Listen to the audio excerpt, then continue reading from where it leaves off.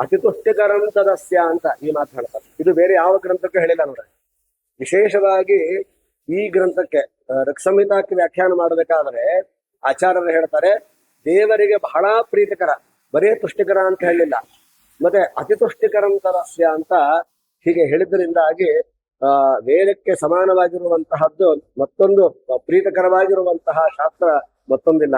ಹೀಗಾಗಿ ಅದಕ್ಕೋಸ್ಕರವೇ ತಾನೆ ಬ್ರಹ್ಮಸೂತ್ರದ ನಿರ್ಮಾಣ, ಮಹಾಭಾರತದ ನಿರ್ಮಾಣ ಆಗಿದ್ದು ವೇದಗಳ ಅರ್ಥ ನಿರ್ಣಯಕ್ಕೋಸ್ಕರವೇ ಇದೆಲ್ಲರ ನಿರ್ಮಾಣ ಆಗಿದೆ.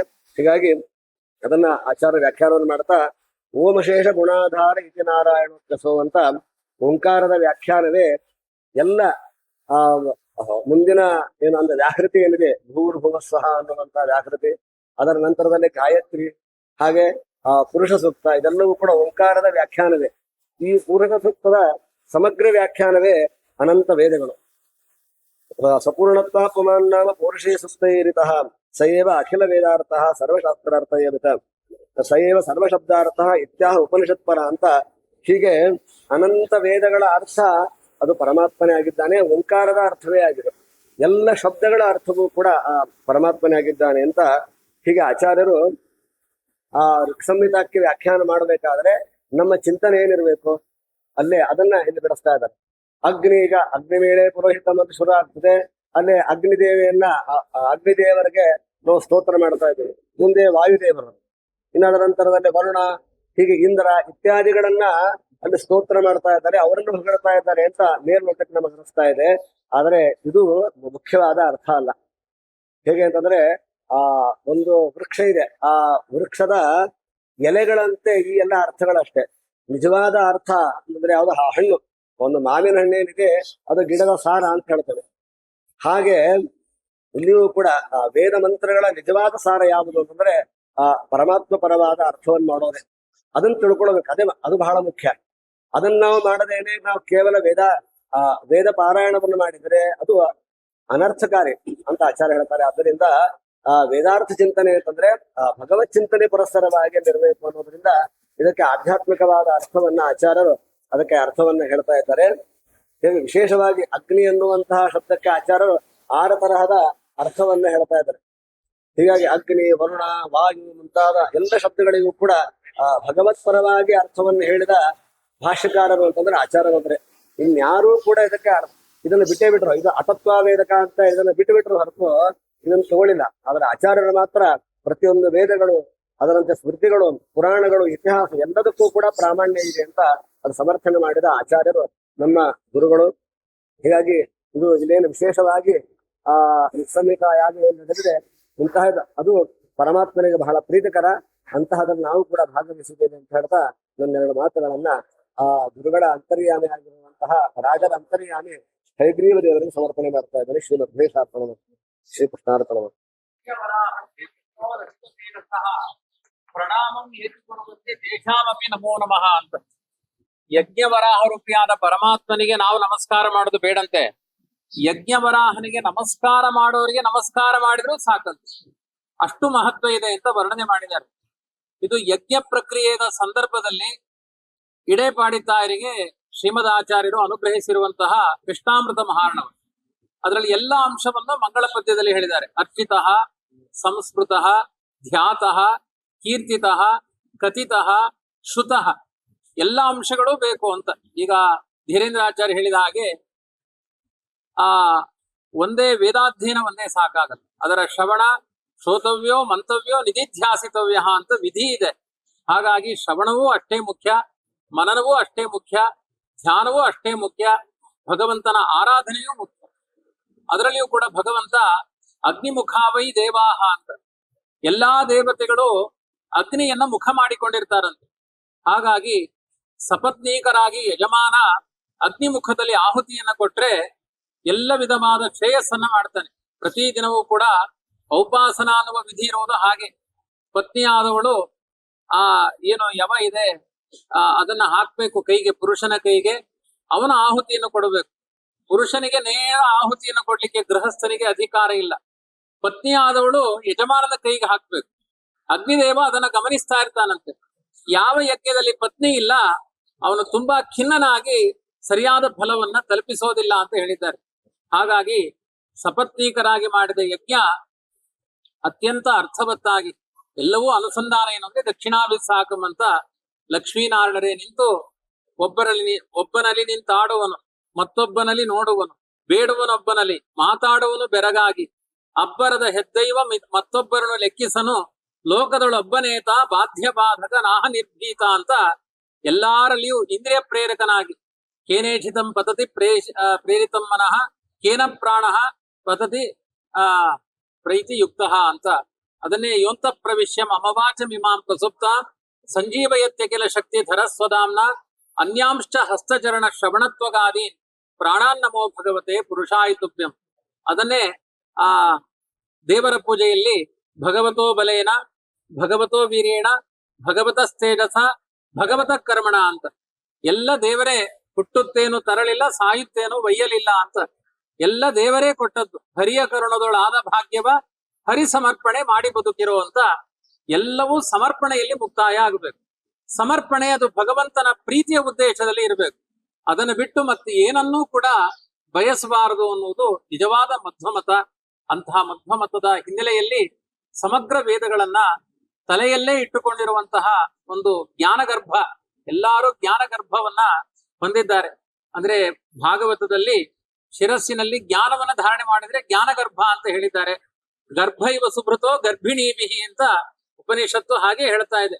ಆ ಗರ್ಭಿಣಿ ಸ್ತ್ರೀಯರು ಉದರದಲ್ಲಿ ಆ ಮಗುವನ್ನ ಧರಿಸುವಂತೆ ಜ್ಞಾನಿಗಳು ತಮ್ಮ ತಲೆಯಲ್ಲಿ ವೇದ ಮಂತ್ರಗಳಲ್ಲಿರುವಂತಹ ಭಗವಂತನನ್ನ ಧರಿಸಿರ್ತಾರೆ ಅಂತ. ಆ ಗರ್ಭ ಹೊರಗಡೆ ಬರುತ್ತೆ. ಇದು ಜನ್ಮ ಜನ್ಮಾಂತರಕ್ಕೂ ಇರುವಂತಹ ಗರ್ಭ ಜ್ಞಾನ ಗರ್ಭ. ಆ ರೀತಿಯಾಗಿ ಆದ್ರಿಂದ ಎಲ್ಲಾ ವೇದಜ್ಞರು ಕೂಡ ಇಷ್ಟು ಒಟ್ಟು ಎಷ್ಟು ಮಂತ್ರಗಳ ಆಚಾರ್ಯಕ್ಕೆ 10,472 ಮಂತ್ರಗಳನ್ನ ಇವರೆಲ್ಲ ತಲೆಯಲ್ಲಿ ಧರಿಸಿಕೊಂಡು ಓಡಾಡ್ತಾ ಇದ್ದಾರೆ. ಆದ್ರಿಂದ ಎಲ್ಲರೂ ಕೂಡ ಬ್ರಹ್ಮ ಸ್ವರೂಪರಾಗಿದ್ದಾರೆ. ಬ್ರಹ್ಮ ಸ್ವರೂಪ ಅಂದ್ರೆ ಅದ್ವೈತ ಬ್ರಹ್ಮ ಸ್ವರೂಪರಲ್ಲ, ಆ ವಿಶೇಷವಾಗಿ ಭಗವಂತನ ಪೂರ್ಣ ಅನುಗ್ರಹಕ್ಕೆ ಕಾರಣೀಕರ್ತರಾಗಿ ಅಧಿಷ್ಠಾನವಾಗಿದ್ದಾರೆ. ಅಂತಹ ಜ್ಞಾನಿಗಳ ಮೂಲಕ ಧೀರೇಂದ್ರ ಆಚಾರ್ಯರು ನಿನ್ನೆ ನಿಪ್ಪಾಣಿ ಆಚಾರ್ಯರು ಹೇಳಿದ ಹಾಗೆ ಭೂಲೋಕದ ವೈಕುಂಠ ಈ ಸೋದಾಪುರಿ ಒಂದು ಪ್ರದಕ್ಷಿಣೆ ಮಾಡಿದ್ರೆ ಸಮಗ್ರ ಭೂಮಂಡಲವನ್ನ ಪ್ರದಕ್ಷಿಣೆ ಮಾಡಿದ ಫಲ ಇದೆಯಂತೆ. ಹಾಗಾಗಿ ಒಂದು ಕಥೆ ಇದೆಯಲ್ಲ, ಆ ಷಣ್ಮುಖನಿಗೆ ವಿನಾಯಕನಿಗೆ ಶಿವಪಾರ್ವತಿಯರು ಹೇಳಿದ್ರಂತೆ ಭೂಮಂಡಲ ಪ್ರದಕ್ಷಿಣೆ ಮಾಡಿ ಬನ್ನಿ ಅಂತ. ಕಾರ್ತಿಕಾಚಾರ್ಯರು ಇಡೀ ಬ್ರಹ್ಮಾಂಡದ ತುಂಬಾ ಸುತ್ತಾಡಬೇಕು ಅಂತ ಹೋದ್ರಂತೆ. ಗಣಪತಿ ತಂದೆ ತಾಯಿಗೆ ಪ್ರದಕ್ಷಿಣೆ, ನೀವಲ್ಲ ಕಾರ್ತಿಕೇಯ ಆ ಗಣಪತಿ ನಿಂತಲ್ಲೇ ತಂದೆ ತಾಯಿಗೆ ಪ್ರದಕ್ಷಿಣೆ ಮಾಡಿದಂತೆ ಸಮಗ್ರ ಭೂಮಂಡಲದ ಪ್ರದಕ್ಷಿಣೆ ಆಯ್ತು ಅಂತ. ಹಾಗೆ ನಮ್ಮ ಸಮಗ್ರ ಭೂಮಂಡಲದ ಪ್ರದಕ್ಷಿಣೆಯನ್ನ ಮಾಡುವಂತಹ ಒಂದು ಯೋಗವನ್ನ ಈ ಸೋದಾಪುರಿಯಲ್ಲಿ ಗುರುರಾಜರು ಭಾಬಿ ಸಮೀರ ವಾದಿರಾಜ ಗುರು ಸಾರ್ವಭೌಮರು ದೊರಕಿಸಿಕೊಟ್ಟಿದ್ದಾರೆ. ಅತ್ಯಂತ ಸತ್ಪಾತ್ರರ ಜೊತೆಗೆ ಪಾತ್ರರ ಸಂಗಡ ಯಾತ್ರೆಯ ಮಾಡಿ ವಿಧಾತೃಪಿತನ ಕೃತಿ ಸ್ತೋತ್ರಗಳ ಶ್ರೋತ್ರದಿ ಸವಿದು ವಿಚಿತ್ರಾನಂದದಿ ಗಾತ್ರವ ಮರೆತು ಪರತ್ರವ ಪಡೆಯುವುದೇ ಫಲವಿದು ಬಾಳ್ದುದಕ್ಕೆ ಅಂತ ಸಿರಿ ನಿಲಯನ ಗುಣಗಳ ತಿಳಿದು ಭಜಿಸುವುದೇ ಅಂತ ಅಲ್ಲಲ್ಲಿ ನಮ್ಮ ವಿಜೇಂದ್ರ ಆಚಾರ್ಯರು ಇದು ಯಾವ ಮಂತ್ರಗಳ ಅರ್ಥ, ಇದು ಯಾವ ಭಗವಂತನನ್ನ ಕೊಂಡಾಡುತ್ತೆ, ಇದರಲ್ಲಿ ಯಾವ ರೀತಿಯಾದ ಫಲಗಳಿದೆ ಅದನ್ನೆಲ್ಲ ತಮ್ಮ ಗುರುಮುಖದಿಂದ ಶ್ರವಣ ಮಾಡಿದಂತೆ ಈ ಬಹುಶಃ ಇದು ನನ್ನ ಜೀವನದ ಭಾಗ್ಯ ಅಲ್ಲ, ಎಲ್ಲಾ ಇಲ್ಲಿ ಭಾಗವಹಿಸಿದ ಪ್ರತಿಯೊಬ್ಬರ ಜೀವನದ ಸೌಭಾಗ್ಯದ ಒಂದು ಮಂಗಳ ದಿನ ಇವತ್ತು ಅಂತ ನಾವು ಭಾವಿಸ್ತಾ ಇದ್ದೇವೆ. ವಿಶೇಷವಾಗಿ ದಶಮಿ ತಿಥಿ ಇದೆ, ವೈಶಾಖ ಮಾಸ ಇದೆ. ದಶಮಿ ತಿಥಿ ದಿನತ್ರಯಗಳಿಗೆ ಭಗವಂತನೇ ನಿಯಾಮಕನಾಗಿದ್ದಾನೆ. ಆ ಭೂವರಾರೂಪಿಯಾದ ಪರಮಾತ್ಮ ಇಲ್ಲಿ ಸನ್ನಿಹಿತನಾಗಿದ್ದು ವಿಶೇಷವಾಗಿ ಹಯಗ್ರೀವ ದೇವರು ವೇದವನ್ನ ಮುಖದಿಂದ ಹೊರಹೊಮ್ಮುವ ನಮ್ಮ ಭಾರತದ ಎತ್ತರದ ಪುಣ್ಯ ಭೂಮಿಯಲ್ಲಿರುವ ವಸುಧಾರಿಯಿಂದ ಏನು ಆ ಗಂಗೆ ಧುಮುಕುತ್ತೆ, ತ್ರಯೀ ವೇದಗಳೇ ಅಲ್ಲಿಂದ ಬರುತ್ತಂತೆ. ಗಂಗೆ ಹರಿಯುವುದೇ 3 ವೇದಗಳ ಮೂಲಕ ಅಂತ ಗುರುರಾಜರು ಕೊಂಡಿದ್ದಾರೆ. ಅಂತ ಹಯಗ್ರೀವ ದೇವರ ಮೂಲಕ ಹರಿದು ಬರುವಂತಹ ವೇದ, ಆಮೇಲೆ ವೇದವ್ಯಾಸ ದೇವರ ಕ್ಷೇತ್ರ ಬದರಿ ಕ್ಷೇತ್ರ, ಆಮೇಲೆ ಹಯಗ್ರೀವ ದೇವರು ಅವರೆಲ್ಲ ಎಲ್ಲಿದ್ದಾರೆ ಅಂದ್ರೆ ಇಲ್ಲಿ ರಾಜರ ಕ್ಷೇತ್ರದಲ್ಲಿ ಬಂದು ಸನ್ನಿಹಿತರಾಗಿದ್ದಾರೆ ತ್ರಿವಿಕ್ರಮ ದೇವರು. ಇಂತಹ ಪರಮ ಪವಿತ್ರವಾದ ಸನ್ನಿಧಾನದಲ್ಲಿ ಅನೇಕ ಜ್ಞಾನಿಗಳು ಯತಿಗಳನ್ನ ಭಗವಂತನ ಶಿರಸ್ಥಾನ ಅಂತ ವರ್ಣನೆ ಮಾಡಿದ್ದಾರೆ. ಆ ದೇಹದಲ್ಲಿ ಬೇರೆ ಬೇರೆ ಅವಯವಗಳಿದ್ದಾವೆ, ಅದರಲ್ಲಿ ಪ್ರಧಾನವಾದದ್ದು ತಲೆ. ಆ ತಲೆಯ ಸ್ಥಾನದಲ್ಲಿ ಯತಿಗಳನ್ನ ಪೂಜೆ ಮಾಡಿದ್ದಾರೆ. ಅಂತಹ ಒಳ್ಳೆಯ ಕೃಷ್ಣಾರಾಧಕರಾದ ಯತಿಗಳೆಲ್ಲ ಈ ಕ್ಷೇತ್ರಕ್ಕೆ ಬಂದು ನಮ್ಮನ್ನ ಹರಿಸಿದ್ದಾರೆ. ಅನೇಕ ವಿಪ್ರರು ಬಂದಿದ್ದಾರೆ, ಅನೇಕ ಸುಮಂಗಲಿ ಸ್ತ್ರೀಯರು ಅನೇಕ ವಿದ್ಯಾರ್ಥಿನಿಯರು, ವಿದ್ಯಾರ್ಥಿಗಳು, ವೇದಾಧ್ಯಯನ ಸಂಪನ್ನರಾದ ವಿದ್ಯಾರ್ಥಿಗಳು, ಈ ಗುರುಕುಲದ ಅಧ್ಯಾಪಕರು ಎಲ್ಲ ಸೇರಿ ಇದೊಂದು ಭಗವಂತನ ಸನ್ನಿಧಾನ. ಮದ್ಭಕ್ತ ಯತ್ರ ಗಾಯಂತಿ ತತ್ರ ತಿಷ್ಠಾಮಿ ನಾರದ ಅಂತ ನಾರದರಿಗೆ ಭಗವಂತನೇ ಹೇಳ್ತಾನೆ. ಗಾಯನ ಅಂದ್ರೇನು? ಸಾಮವೇದದ ಗಾನ ಆಗಿದೆ, ಯಜುರ್ವೇದದ ಗಾನ ಆಗಿದೆ, ಋಗ್ವೇದದ ಗಾನ ಆಗಿದೆ, ನಿಜವಾದ ಗಾನ ಇದೆ, ಆಮೇಲೆ ಹರಿದಾಸ ಸಾಹಿತ್ಯದ ಗಾನವೂ ಆಗಿದೆ. ಆ ರೀತಿಯಾದ ಗಾನ ಎಲ್ಲಿದೆ ಅಲ್ಲಿ ನಾನೇ ಇರ್ತೇನೆ ಅಂತ ಪ್ರತ್ಯಕ್ಷವಾಗಿ ಭಗವಂತನೇ ನಿಂತಿರುವಂತಹ ಒಂದು ಪುಣ್ಯ ಭೂಮಿ ಇದಾಗಿದೆ. ಅತಿಶಯವಾಗಿದೆ. ಇದು ಸಹಜವಾಗಿ ಒಂದು ಪುಣ್ಯಪ್ರದವಾದದ್ದು. ಅದರಲ್ಲಿಯೂ ಬ್ರಾಹ್ಮಣೋ ಮಮದೇವತಾ ಅಂತ ದೇವರು ನಲಿದಾಡ್ತಾನಂತೆ. ಬ್ರಾಹ್ಮಣರನ್ನ ಕಂಡ್ರೆ ಬ್ರಹ್ಮಣ್ಯ ದೇವ ಅಂತ ಅವನಿಗೆ ಹೆಸರು. ಅಂತಹ ದೇವರೇ ಈ ಜಡವಾದ ಪ್ರತಿಮೆಗಳಲ್ಲಿರೋಕ್ಕಿಂತ ಈ ಚೇತನ ಅಧಿಷ್ಠಾನದಲ್ಲಿ ಭಗವಂತನ ಅತಿಶಯವಾದ ಸನ್ನಿಧಾನ ಇದೆ.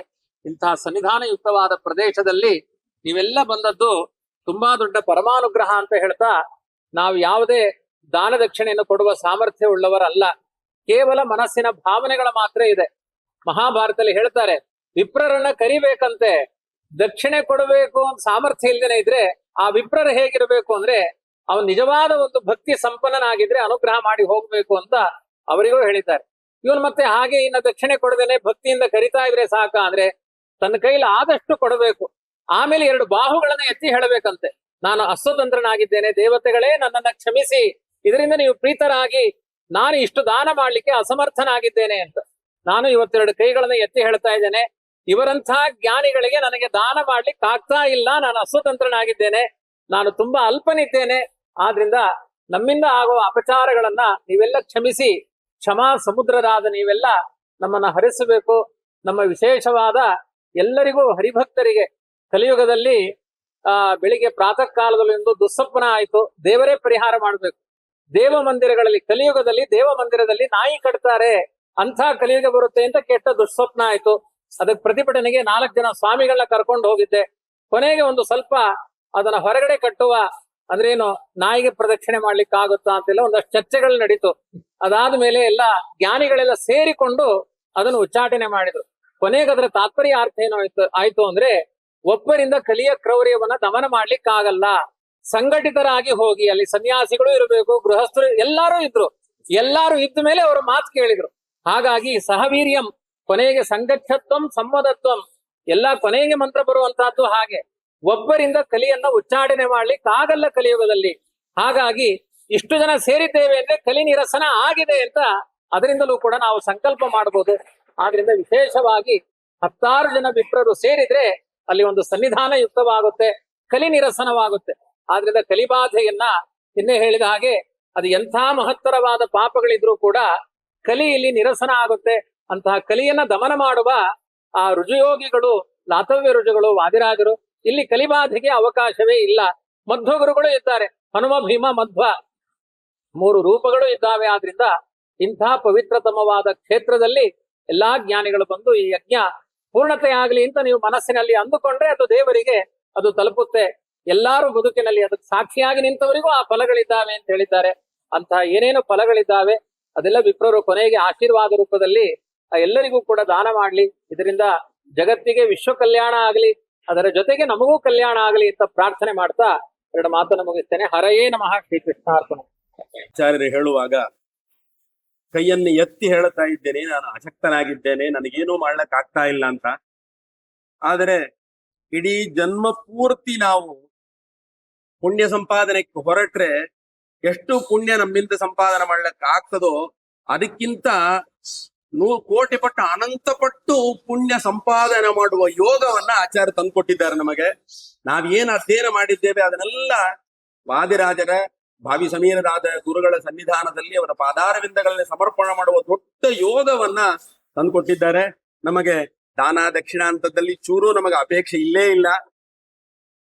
ಅಂತದ್ದರಲ್ಲಿಯೂ ನಮ್ಮನ್ನೇ ಅವ್ರಿಗೂ ಬಾಯಿಗೆ ಹೇಳ್ತಾರೆ, ಏನು ಕೊಡ್ತಾ ಇಲ್ಲ, ಏನು ಕೊಳ್ಳಕ್ಕಾಗಲ್ಲ ಅಂತ. ಸಮೃದ್ಧಿಯಾಗಿ ದಾನ ದಕ್ಷಿಣವನ್ನು ಕೊಟ್ಟು ಊಟ ತಿಂಡಿ ಎಲ್ಲ ಸೋದಾ ಕ್ಷೇತ್ರದಲ್ಲಿ ಆ ರೀತಿ ಒಂದು ವ್ಯವಸ್ಥೆ ನಮಗೆ ಕಲ್ಪನೆಗೆ ಆಗಲ್ಲ.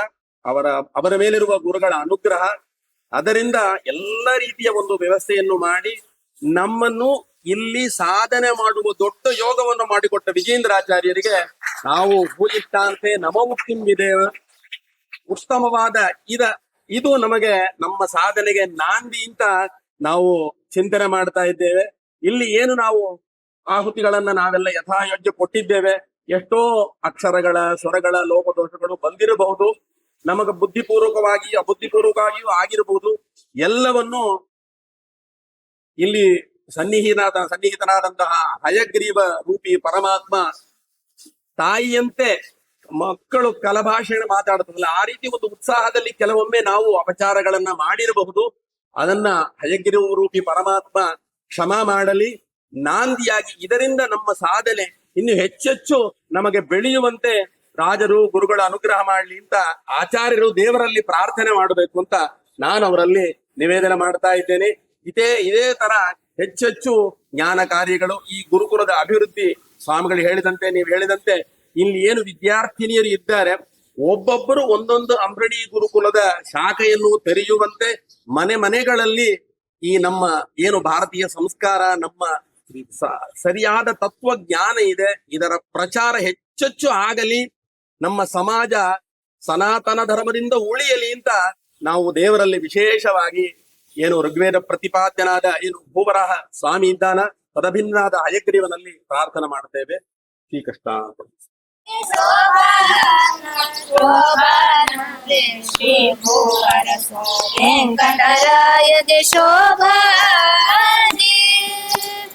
ಜನಕನ ಮನೆಯಲ್ಲಿ ರಾಜಾಧಿರಾಜರು ಎಣಿಕೆ ಇಲ್ಲದಲೆ ಬರುತ್ತಿರಲು ವಂದನ ಕಂಡು ಸಂತೋಷದಿ ಜಾನಕಿ ಮಾಲೆಯ ಹಾಕಿದ ರಾಮಗೆ ಶೋಭಾನ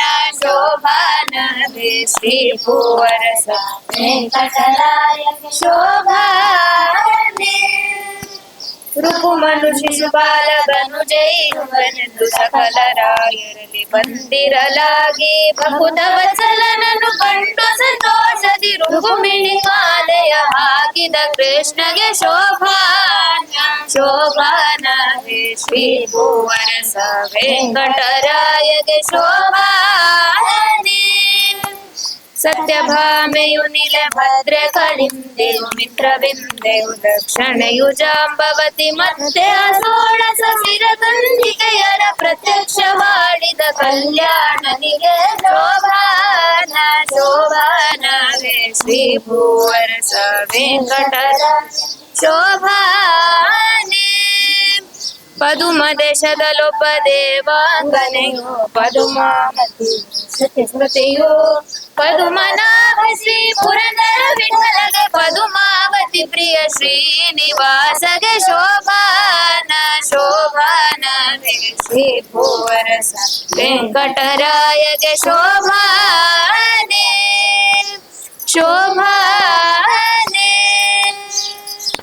ಕೃಷ್ಣಮೂರ್ತಿ ಕಣ್ಣ ಮುಂದೆ ನಿಂತಿರಂತಿದೆ, ಮಸ್ತಕದಲ್ಲಿ ಮಾಡಿದ ಕಿರೀಟ ಕಸ್ತೂರಿ ತಿಲಕದಿ ಹೊಳೆವಲಲಾಟ. ಮಸ್ತಕದಲ್ಲಿ ಮಾಡಿದ ಕಿರೀಟ ಕಸ್ತೂರಿ ತಿಲಕದಿ ಹೊಳೆವಲಲಾಟ. ಶಿಸ್ತಿಳಿ ಕೊಳಲ ನುಗ್ಗುವ ಮೋಳೆ ನೋಟ ಕೌಸ್ತುಭಯಣ ಬಲದಲ್ಲಿ ಓಡಾಟ. ಕೃಷ್ಣಮೂರ್ತಿ ಕಣ್ಣ ಮುಂದೆ ನಿಂತಿರಂತಿದೆ, ಉಡಿ ಮುಯಿಸುವ ಸೊಬಗಿನ ಸುಳಿ ಗುರುಳು ಚಿಗುರು ತುಳಸಿವನ ಮಾಲೆಯ ಕೊರಳು. ಗಮಗಮಿಸುವ ಸೊಬಗಿನ ಸುಳಿ ಗುರುಳು ಚಿಗುರು ತುಳಸಿವನ ಮಾಲೆಯ ಕೊರಳು. ಬಗೆ ಬಗೆ ಹೊನ್ನ ಉಂಗುರವಿಟ್ಟ ಬೆಳಗು ಸೊಗಸಿನ ನಾಭಿಯ ತಾವರೆ ಹರಳು. ಕೃಷ್ಣಮೂರ್ತಿ ಕಣ್ಣ ಮುಂದೆ ನಿಂತಿರಂತಿದೆ, ಉಡಿದಾರ ವಡ್ಯಾಣ ಸಕಲಾಭರಣ ಬೆಳಗು ಪೀತಾಂಬರ ಸತರ ವಿಕಿರಣ. ಉಡಿದಾರ ವಡ್ಯಾಣ ಸಕಲಾಭರಣ ಬೆಳಕು ಪೀತಾಂಬರ ಶತರವಿ ಕಿರಣ ಕಡಗ ಕೈ ಬೆಂಡೆಯಾಗಿಟ್ಟ ಚರಣ ಒಡೆಯ ಪುರಂದರ ವಿಠಲನ ಕರುಣ ಕೃಷ್ಣ ಮೂರ್ತಿ ಕಣ್ಣ ಮುಂದೆ ನಿಂತಿರಂತಿದೆ ಕಷ್ಟಗಳೆಲ್ಲವ ಪರಿಹರಿಸಿ ಬಣ ದೇಶಾರ್ಥಗಳನ್ನೆಲ್ಲ ಕೊಟ್ಟು ರಕ್ಷಿಸುವಂತ ಕೃಷ್ಣ ಮೂರ್ತಿ ಕಣ್ಣ ಮುಂದೆ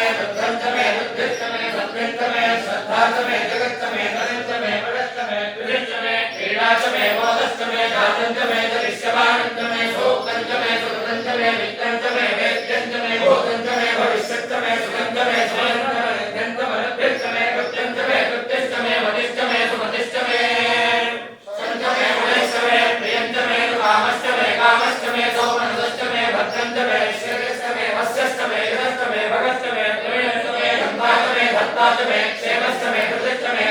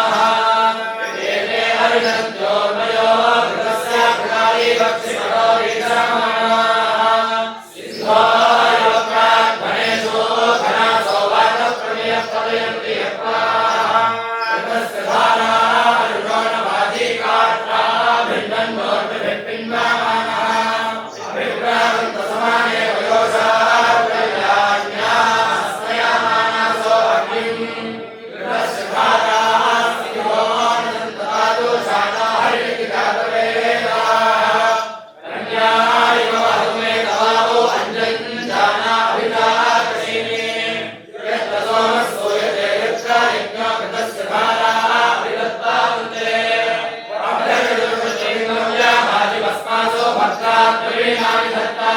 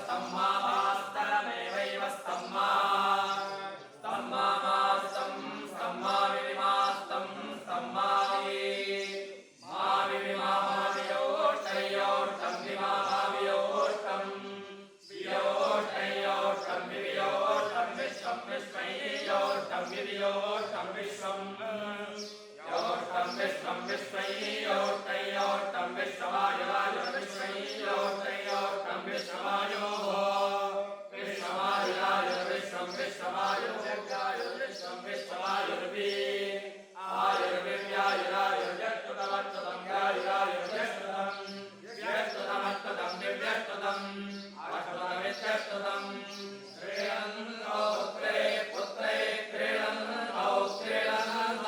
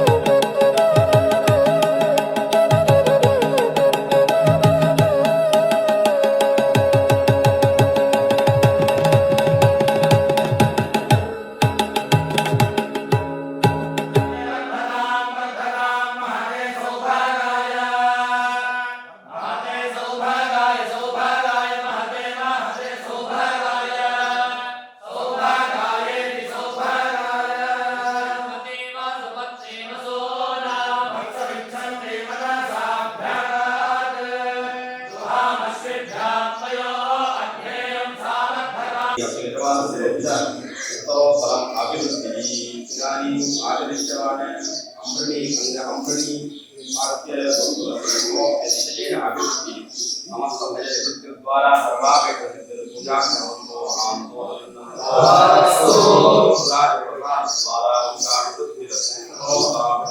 अयं सर्वः सोमं पिबतु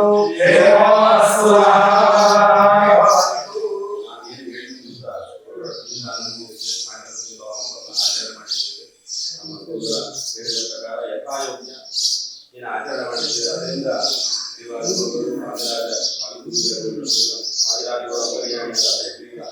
ವಿಶೇಷವಾಗಿ ಪೀಠರಾಗಿ ನೀವೆಲ್ಲರೂ ಎಲ್ಲ ವಿಧದ ಹೆಚ್ಚು ಕಡೆಯಿಂದ ಸಾಧನೆಗಳನ್ನು ಮಾಡಿದಲ್ಲಿ ನಮ್ಮ ಸನಾತನ ಧರ್ಮವನ್ನು ವಿಶೇಷವಾಗಿ ರಕ್ಷಣೆ ಮಾಡುವ ದಕ್ಷತ ಧೈರ್ಯ ಎಲ್ಲ ವಿಧ